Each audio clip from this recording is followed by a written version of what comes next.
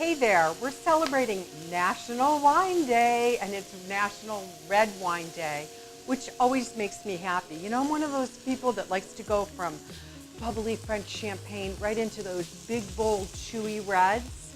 And some of them are so affordable that I just thought, let's bring it together, of course, over steak.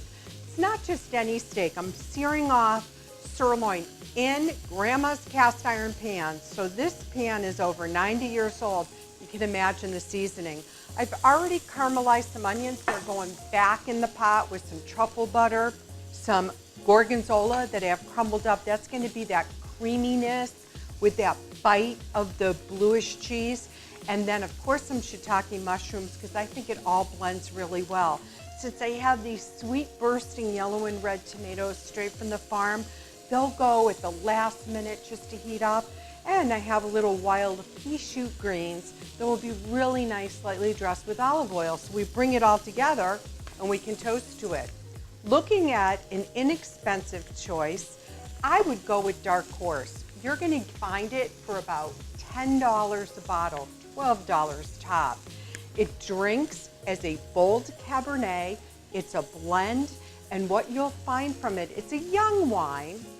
Let it breathe for 5 or 10 minutes, give it a swirl, but it's definitely approachable. And this will hold up to a real beefy, hearty dish. You want to move over here a little bit. I have the ones that I really love. We're going to look at the Prisoner. That has notes of a little bit of clove and fig. So again, you don't always have to think red meat. Think of a roasted duck breast with figs. Get maybe a port wine reduction or a Cabernet reduction. You just don't want to use your real high-end wine for that reduction. I'd rather pour it in a glass, wouldn't you? And then, of course, Klein Cashmere. Now, this has always been one of my favorite. I, right now, have a 2010 and a 2016 in my cabinet. Little notes of vanilla on the back finish, but again, that dark cherry. And I think that's what makes those standout Cabernets, is you want that bright, deep, rich cherry or tobacco. Going in even heavier, I have the Joel Gott. This is 2006 Cabernet Sauvignon, and that again will give you those nice notes. I think Joel Gott is one of those really nice wines you can bring as a gift. If you see it on sale, $25-ish, $35-ish. Can't remember how much I paid exactly, but that is a good price. Now back to the pan, right? Because I always think wine should be shared, and so should our meal. So I have a sirloin steak, and I'm searing it off. Instead of using the barbecue outside or grill or anything, I thought about maybe smoking it, and I said, no, I'm taking out the cast iron baby. So it's been seasoned with garlic, salt, and truffle. Now what I'm doing is I'm just feeling to see, yep, it's nice and rare. Basically, if you hold your hand, there's two ways you can do this. This always feels like rare if you're touching a steak. Then we go towards medium, and then where it's really firm up there, that's where you have well done, which I think should be outlawed, but that's just my opinion, okay? I say you can have a great steak, go medium rare. All right, now we have the onions that we're gonna bring back. Here's one of my favorite things, truffle butter. So let's turn the pan down a little bit.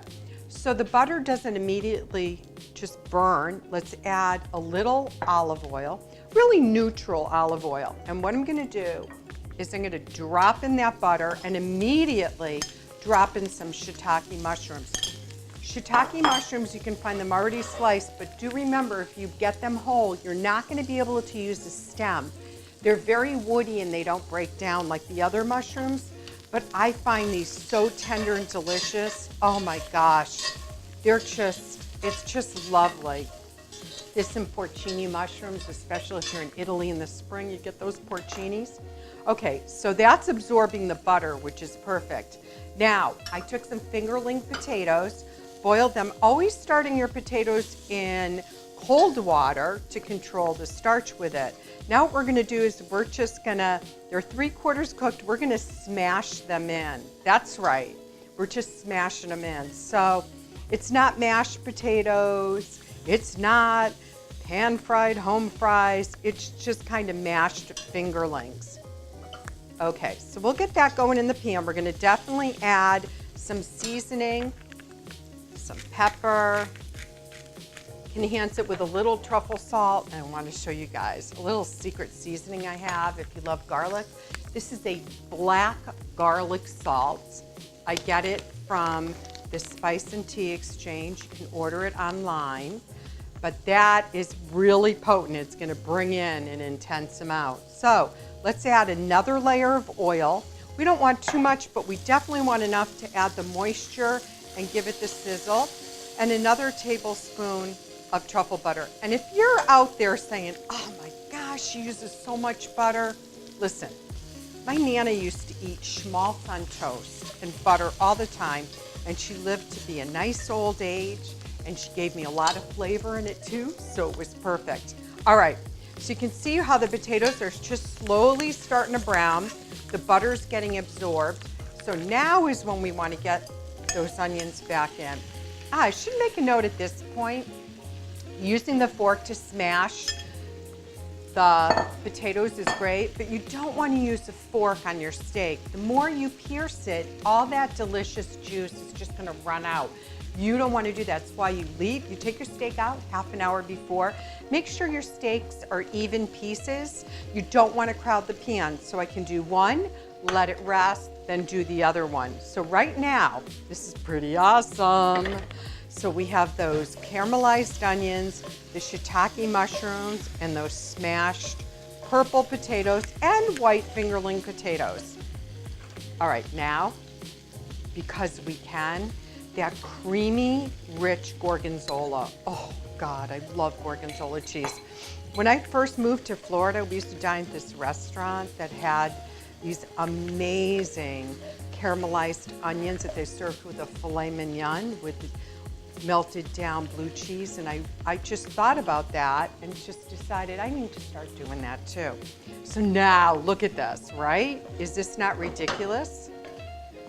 We're gonna simmer this down for just a couple minutes, and I don't want to open the Joel Got yet, so that'll be our second bottle of wine. We'll just add a little depth of flavor with the wine, and then you immediately reduce it down, okay?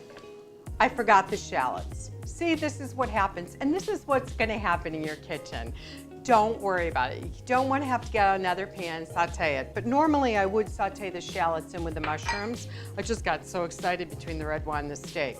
All right, so let's get the steak over here. I'm getting way too excited.